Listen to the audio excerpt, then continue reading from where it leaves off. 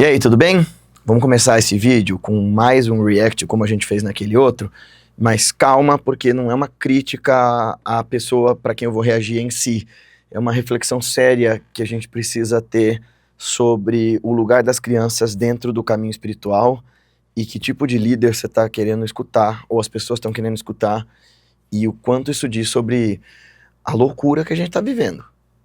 Vamos lá. Eu já fui muito barrado, porque as pessoas veem um menino, 14 anos, de terninho, gravata, chegando na porta da igreja. Aí alguém olha e fala assim, vai sair o quê dali? Porque hoje a gente tá vivendo um mundo de aparência. Como uma vez eu fui pregar, eu cheguei à igreja lotada, uma igreja muito grande, um templo muito grande. Assim que eu cheguei, a moça que estava na porta me cumprimentou, cumprimentei ela. Ela pegou e falou assim, você é o pregador da noite? Sou eu mesmo. Ela me olhou de cima a baixo, de baixo a cima e falou assim, você é o pregador? Eu mesmo. Aí ela pegou, olhou pra mim e falou assim, rapaz, só se você for de suporte de água pro pregador, porque você não é o pregador. Quando eu cheguei lá na frente... Calma. Olha só, garoto pastor, garoto profeta, eu quero dizer que eu tenho um lugar de fala pra dizer pra você que estão te botando numa tremenda enrascada. É claro que, diferente de você, eu nunca ganhei dinheiro, e especialmente a quantidade que disseram que você estava ganhando por culto. Mas olha, eu tenho lugar de fala, sim, pra comentar isso aqui. Olha só. Quem é médio não precisa se esconder. Basta agir como uma pessoa normal. Porque você realmente é uma pessoa. É só que os seus fluidos magnéticos estão mais aflorados. Pois é, eu tenho lugar de fala pra comentar sobre esse tipo de assunto, e eu sei que ele tá super em voga, as pessoas estão enlouquecendo em torno do menino pastor e ridicularizando o fato dele cobrar um cachê alto para os seus cultos e que estão felizes da vida, né? O pessoal da esquerda tá feliz porque proibiram ele de, né, o juizado de menores proibiu ele de se manifestar na internet, o pessoal da direita tá dizendo que isso é censura. Eu diria que, assim, esquece polaridades políticas, o juizado de menores tá certo. E por mais que meus pais tenham assinado a minha participação lá na Ana Maria Braga, foi porque eu insisti. Eu, assim como ele provavelmente fez, insisti muito com meu pai, principalmente, que queria me proteger disso tudo, de que eu sabia o que eu estava fazendo. Bem da verdade é que hoje, com 32, eu acho que eu não sabia, não. Eu acho a gentileza de dizer, tá? Vamos olhar um pouco outras religiões que superexpõem as crianças e vamos refletir um pouco sobre isso, à luz da revolução de si, da prática meditativa, e ver que será que isso faz algum bem para essas crianças? Será que isso ajuda elas a se desenvolverem de verdade?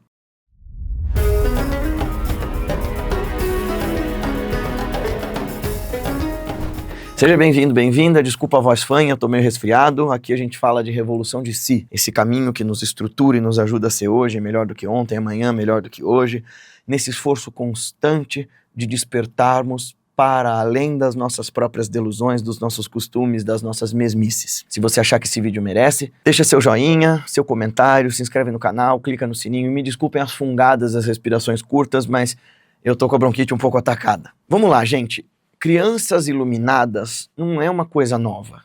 Você tem a imagem do menino Jesus, o que é curioso, né? O menino Jesus ensinando lá no templo quando era menino, mas depois dos 13 ele some, me parecendo que ou ele foi treinar espiritualmente com algum mestre, ou que os pais dele preveniram ele, protegeram ele até ele estar maduro para poder fazer isso direito. Mas beleza, tem o menino Jesus lá, vivendo a sua vida, mas que só vai se revelar como mestre aos 30. Mesma coisa Shakyamuni Buda, ele vive uma vida absolutamente normal, embora fosse uma criança prodígio, e depois de casar e ter filho é que ele sai pelo mundo para espalhar a mensagem. E você tem exceções a essas regras. Você tem, por exemplo, o próprio Ibn Arabi, Al-Sher Akbar, o mestre sufi de maior excelência. Ele desde criança tinha uma grande condição espiritual, mas ele saiu para estudar com vários mestres, e depois de casado é que as pessoas começam a perceber a grandeza dele. Desde criança, algumas pessoas já o notavam como um iluminado, mas é depois de maduro que isso aflora. Mas quais são as exceções mesmo para essa regra? Bom, a maior delas é Shri Adi Shankaracharya.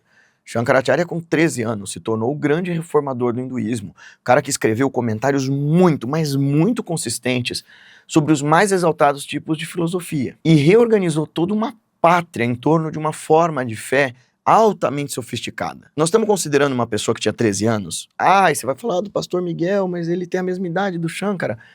Primeiro, a maturidade das pessoas se dava diferente 1000 e poucos anos atrás, 1100 anos atrás.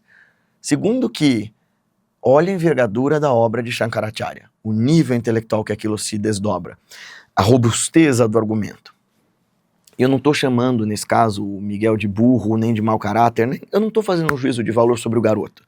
Até porque eu quero que você olhe para outros casos de crianças expostas dentro do contexto da religião, até porque o primeiro que eu coloquei para contrapor o próprio Miguel fui eu. Eu não estou aqui para descer a lenha em ninguém. Eu estou aqui para a gente refletir juntos sobre quanto a gente está carente de líderes de verdade e o quanto, como o Krishnamurti, também outra criança super exposta desde cedo, nos alertava sobre o perigo de a gente ficar se debruçando em cima de professores, em cima de gurus, em cima de mestres, sem saber se sustentar pelas próprias pernas. Who is there to tell you what to do? We have this mentality that I must have somebody to tell me what to do. Psychologically, why should I accept what somebody else says? When I realize that I am the rest of mankind, mankind is me. The me is the history of mankind, the book of mankind. If I know how to read it, I don't depend on anybody. I personally think that's the psychological guidance by another, whether it is the religious guidance or psychology, the guidance of the psychologists, is totally wrong. E vocês sabem que eu mesmo tenho um guru, que nesse aspecto eu acho o Krishnamurti o guru, anti-guru, mas eu entendo onde ele quer chegar quando ele diz que a nossa idolatria a outras pessoas nos cega e nos impossibilita do verdadeiro trabalho, do verdadeiro progresso da consciência. E isso não é coisa de cristão. Os cristãos neopentecostais estão levando isso ao nível do absurdo e do ridículo, como aqui, ó. Poucos aqui estão entendendo o que eu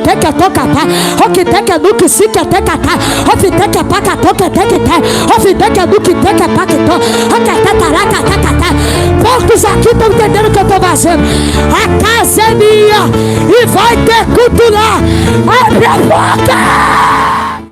Mas veja, qual que é o problema aqui? Glossolalia é um processo dentro de várias religiões. Você falar coisas que você supõe que sejam línguas, mas na verdade é glossolalia que chama.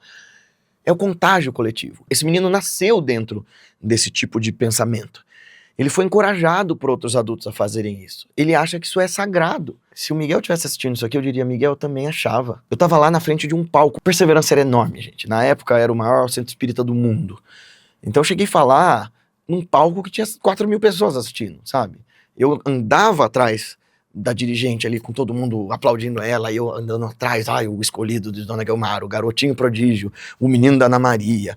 Eu falava já antes de ter ido na Ana Maria Braga, eu ia no grupo de jovens, eu já era a estrelinha desde os 10 anos, terminei de ler Allan Kardec com 9 anos e meio, eu tava lendo, já terminando a obra de André Luiz com 11 anos. Bela bosta, perdão da palavra, né? Porque, você entendeu o que você leu? Eu achava que eu tinha entendido, hoje eu acho que não. Eu não tinha estofo, material, maturidade para entender aquilo. Eu falava para 500 pessoas no grupo de jovens. E eu achava o máximo. Ainda mais porque, sendo um garoto nerdinho, eu era excluído na escola. Eu era um excluído que brigava, um excluído que batia a boca, que brigava com o professor. Eu nunca levei desaforo. Eu saía na porrada. Eu não era um exemplo de yogi, não, gente. Eu era um TDAH descontrolado. Que tinha essa ideia de que era um grande médium, que tinha uma grande missão, que tinha sido escolhido. Olha que perigo. Então lá eu me sentia pertencendo, meus amigos todos, desde os meus 12 anos, tinham de 30 anos para cima. Meus amigos de convívio tinham 50, 60 anos desde essa época. Eu precisei de ir para minha terapeuta para ela explicar que não é razoável que as minhas amizades todas fossem de pessoas muito mais velhas. Até hoje, meus melhores amigos têm a idade dos meus pais. O Matheus é uma das únicas pessoas do meu convívio pessoal íntimo que é mais novo que eu e é um dos meus amigos que eu digo, é meu irmão. Inclusive, o Matheus não é o meu marido, pra galera que pergunta, tá? Né, Matheus? É. Meu marido é esse cara aqui, o Felipe. O Matheus é meu irmão de sangue, é meu amigo e tudo mais. E eu acho que ele é uma das únicas pessoas que eu convivo que é mais nova que eu, né? Sim. E eu devo ser uma das únicas pessoas que tá perto da idade dele também, que ele também só convive com velho, é outro biruta. A gente combina na esquisitice. Então eu olho pra esse fenômeno, desde lá de trás, e eu fico horrorizado. Esses dias eu vi essa menina aqui, ó, me mandaram. Ou menino, não sei, eu não lembro agora, mas foi isso aqui. Com relação ao menino, tem 13 anos, os pais se permitiram também, ele vai falar sobre os dons que ele tem. Ele tem a questão assim, leitura da alma, leitura da aura. É fácil? Sim, é bem fácil. Eu consigo ver a cor, se tem alguma falha na aura, tipo, alguma dor que eles sentem, um machucado, aí a aura fica mais suprimida, como se cortasse a aura. A alma consegue passar um monte de informações sobre a pessoa. Algumas, se a alma estiver bem desenvolvida, é aquele tipo de alma, pode até falar quantas vidas ela teve. Eu curo tudo num geral, tipo dor física, coisa mental, e eu uso energia espiritual. Então, de novo, o que eu acho disso? Eu acho um absurdo. Ah, mas você acha que os pais deveriam reprimir a mediunidade? Sim, acho. Acho, inclusive, por exemplo, em relação aos lamas. Por exemplo, Dilgo Khyentse Rinpoche, um dos mestres que eu mais amo da tradição tibetana. Olha que cara de mestre fofinho. Supostamente a reencarnação dele é esse cara aqui. E, numa entrevista, ele fala isso. Se vocês quiserem, pesquisem aí. Quando perguntam pra ele como foi a infância dele, ele fala assim, gente, vocês não entenderam? Minha infância não foi normal. Eu não tive amigos, eu não brinquei. A minha vida não foi igual a das outras pessoas. Eu fui treinado para ser um mestre porque eu fui reconhecido como a reencarnação de um mestre desde que eu nasci. Isso podia funcionar no Tibete medieval, quando eles tinham um modo de vida que era isolado da globalização, isolado da internet, do consumo. Agora é uma violência. Você vê que o menino fala isso com uma dor. O Karmapa, esses dias estava reclamando, o Karmapa, a reencarnação de um dos grandes mestres, dizendo que estava em depressão. Aí você vê, por exemplo, o menino Buda, que eu já fiz o vídeo, tá aqui, ó, sobre o menino Buda que apareceu lá no Discovery, o Rambajan.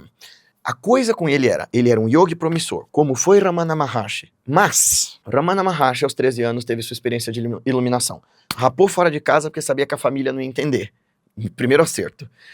Sentou-se lá embaixo do Patalalinga, esse lugar aqui, e ficou, e foi protegido pelo Seshadri Swami e por vários outros mestres, esse cara aqui é o Seshadri, que não deixavam as pessoas chegar perto dele até ele ter consolidado essa experiência. Ele ficou em silêncio um tempão. O Buda se iluminou, começou a ter sua experiência de inquietação espiritual, com 30 anos saiu, foi treinar 7 anos para dar a sua mensagem. E o caso do Ramana, ele se isolou e aí depois ele floresceu e começou a transmitir o que ele tinha para ensinar. O menino Buda, não. A família viu ali uma oportunidade de negócio maravilhosa. Cercou a árvore e começou a cobrar ingresso. Virou uma loucura. E o que aconteceu depois foi que ele, um potencial Buda, poderia ser mesmo, porque um cara que entrava naquele nível de meditação poderia ter se tornado um grande bodhisattva.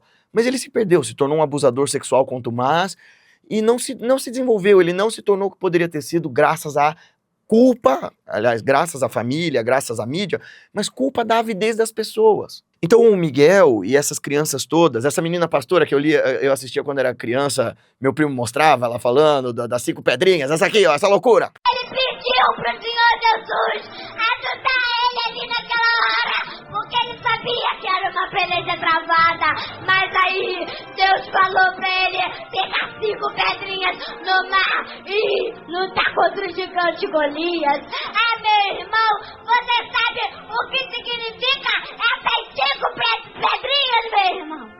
Maravilhoso, conselheiro, Deus forte, para a eternidade e príncipe da paz!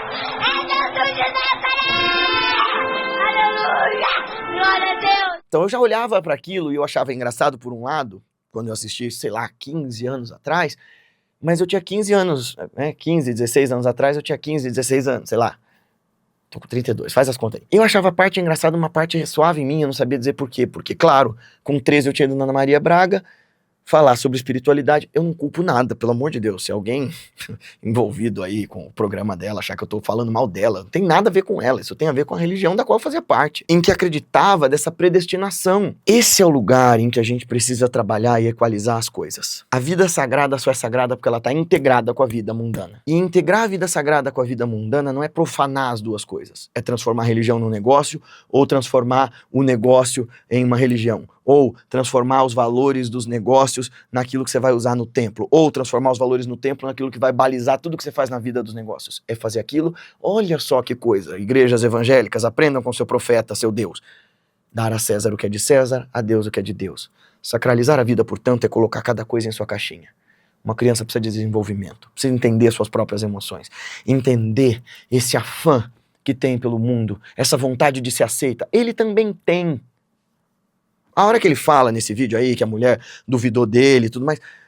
Gente, de verdade, o que mais me doía até os meus 26 anos, mais ou menos, era quando eu ia dar aula. E veja, nesse contexto eu já não ia mais dar aula em centro e tal. Eu ia dar aula em universidade, eu ia dar aula em centros de cultura. E sim, tá bom, como uma criança superdotada, eu comecei a fazer palestra desde cedo, eu escrevi livro com 18 anos. Nossa, palmas pro Guilherme. Bela porcaria, porque isso pula etapas do desenvolvimento. E sabe o que me doía? Quando eu sabia o que eu tinha estudado, eu sabia o que eu sabia, e a pessoa olhava pra mim pra me desprezar e dizia, mas você é só um garoto. Então eu sei de onde essa dor e essa ansiedade do Miguel vem. Por outro lado, não dá pra dizer que ele é diferente de só um garoto. Não é que ele não seja inteligente, brilhante, é que ele não teve experiência com a aspereza do mundo para dar conta da loucura e da maldade, da sanha e da ganância e da inveja dos outros e dele. Com 26 anos eu já era um cara desenvolvido, então eu ficava pé da vida de falarem que eu era só um garoto, até porque eu pensava, porra, com 26 anos meu pai já era pai de nós três, né? Então assim, 27 ele tinha os três. Mas assim, né, que sociedade louca é essa que acha que com 26 anos você é um garoto? Não é. Esse é um problema, inclusive, da nossa sociedade. Mas com 13 é outra história. Eu abri um centro com 16 anos, eu saí lá do Perseverança, conto tudo isso lá na Eterna Dança Cósmica, e eu só tinha gente bem mais velha me acompanhando. Desde sempre. Eu fundei uma instituição que segue até hoje. Virou, né, se transformou e virou o Instituto Revolução de Si e tal. Mas foi a mesma instituição que foi transformando e as pessoas vindo junto comigo. Ah, Guilherme, mas você tá dizendo então que a sua história é uma tragédia? Não, nem tô me vitimizando. Mas eu tô dizendo que eu, o Krishnamurti, esses caras que deram certo, a gente é milagre. Não um milagre do meu esforço, da graça, da bondade dos outros, da bondade dos mestres, dos amigos que me acolheram, dos terapeutas que estavam em volta, porque não é simples, não é fácil dar conta dessa cobrança quando querem ver em você um iluminado, um profeta. Fora que esse lance de profeta dentro dos neopentecostais é o que me chama muito a atenção pelo seguinte. O que me chama a atenção é que essa galera toda se dizendo profeta, se dizendo novo Buda, se dizendo novo Cristo, não tem nada de novo para ensinar. É isso que me pega. Esses verdadeiros mestres que despontaram quando crianças, eles tinham uma novidade para contar. Um pensamento originalíssimo. Até no Compassivo Ilimitado, a biografia do Ibn Arabi, o autor fala isso. Um pensamento verdadeiramente novo é algo raro de se ver. É muito difícil que a gente, quando suponha que está tendo uma nova ideia, não esteja, na verdade, reproduzindo uma ideia que várias pessoas já tiveram numa mesma época ou em épocas anteriores várias vezes e de diversas formas. Então, Shankara, Ibn Arabi, o próprio Ramana Maharshi, eles tinham uma novidade para contar.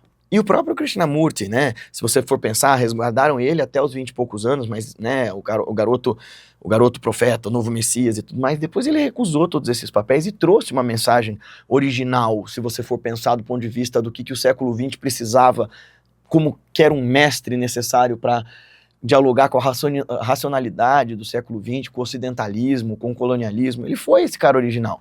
Quando você vê essas crianças pastoras, essas crianças iluminadas, sobretudo essas crianças no movimento espírita, os espiritualistas, elas estão só repetindo o que elas ouviram inúmeras vezes de inúmeros adultos.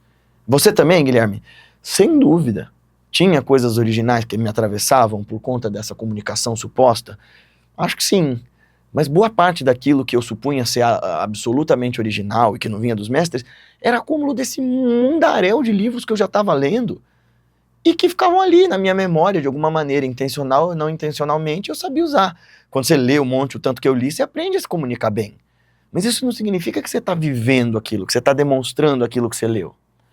Então, para fechar esse vídeo, eu gostaria que a gente pensasse um pouco sobre a nossa carência, sobre essa nossa necessidade patológica de projetar no outro a nossa possível salvação.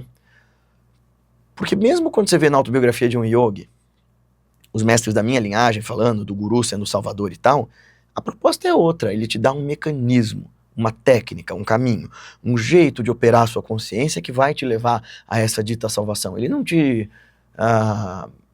salva sozinho, não é? Existe um esforço, e o cristianismo original também tinha disso, né? Você se tornar uma nova pessoa, você se reformar, essa ideia da reforma íntima, ser um vaso novo.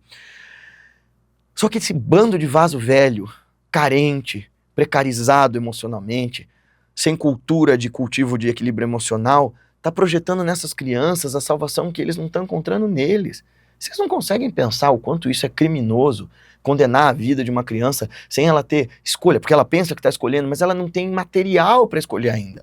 O cérebro das pessoas só se forma depois dos 20 e poucos anos, geralmente depois dos 22 anos. Então até lá, o cérebro ainda está em formação. Você quer botar um cara de 13 anos para dizer que ele é profeta? Você tem noção de como isso é danoso? Meu amigo e agora aluno do Instituto, o Guilherme, também foi pastor mirim. Também foi um revolucionário pastor mirim, quando a família toda dele não era evangélica. Olha que milagre, ele foi tocado pelo Espírito Santo e tudo mais.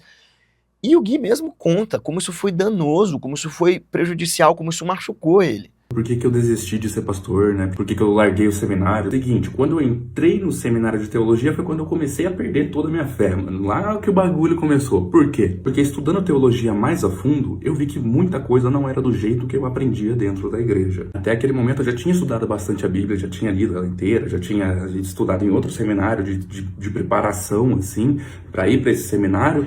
Mas, mano, eu comecei a ter contato com outras formas interpretativas e ver que muita coisa podia ser, sim, interpretada de uma forma diferente da qual eu aprendi. E eu comecei a ver que eu podia questionar muita coisa. Especialmente quando todo mundo virou as costas para ele quando ele resolveu questionar o status quo, quando ele resolveu questionar a ordem vigente. Vale muito a pena dar uma olhada no TikTok e no Instagram do Guilherme, ver o depoimento dele sobre o que é uma criança pastora que depois cresceu e tentou se resolver e se trabalhar e tal. Eu acho que a gente precisava ter mais compaixão com essas crianças todas, incluindo os lamas tibetanos, os gurus e tudo mais, porque beleza, você tem mestres como Shiva Bala Yogi, que desde crianças eram mestres mega iluminados, você tem Ananda Maimá, mas os nossos tempos estão diferentes. Se essa suposta criança iluminada sentar para meditar, igual o pequeno Buda, não vai fazer a mídia aí atrás dele. Proteja essa criança até ele se amadurecer. Senão você está condenando não só a vida dele, mas também os possíveis belíssimos ensinamentos que ele pudesse vir a dar por causa da sua ansiedade, da sua dependência emocional, da sua carência e da sua fraqueza. No fundo, é a fraqueza dos adultos que cria essas crianças super exploradas pelo desespero, pela avidez e pela delusão e cegueira religiosa. Era bom a gente melhorar isso, né?